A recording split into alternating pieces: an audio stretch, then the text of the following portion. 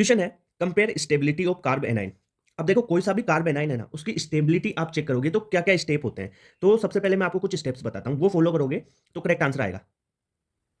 अगर carb A9 सी minus, carb A9 की stability देखोगे तो सबसे पहले आपको देखना है back bonding. Back bonding first priority. Back bonding नहीं है तो उसके बाद में आप एरोमेटिसिटी देखोगे।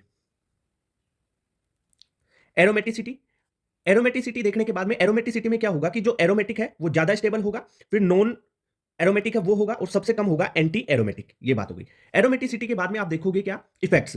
जो कार्बेनाइन की स्टेबिलिटी है ना, वो माइनस एम माइनस एच और माइनस आई इफेक्ट के डायरेक्टली प्रोपोर्शनल होती है, और इनवर्सली प्रोपोर्शनल होगी minus one by plus M, inversely proportional होगी प्लस एच के, और इनवर्सली प्रोपोर्शनल होगी प्लस आई के। ये कॉन्सेप्ट हो गया। इसके बाद में अगर आपको देखना है तो आप क्या देखोगे, ये अगर ये सारी कंडीशन नहीं है, सीडीजी लगा रही है जैसे ट्रिपल बॉन्ड, डबल बॉन्ड और सिंगल बॉन्ड, तो उसमें आप ऐसे रख लो कि जो परसेंटेज एस करेक्टर है, यहाँ पे अलग कॉन्सेप्ट है, ये ध्यान रखना। परसेंटेज एस करेक्टर जितने ज्यादा तो इलेक्ट्रोनेगेटिविटी उतनी ज्यादा, और इलेक्ट्रोनेगेटिव एलिमेंट पे नेगेटिव चार्ज स्टेबल होगा। यानी मैं ऐसे बोल सकता हूं कि C H triple bond C minus, C H two double bond C H minus, और C H three C H two minus.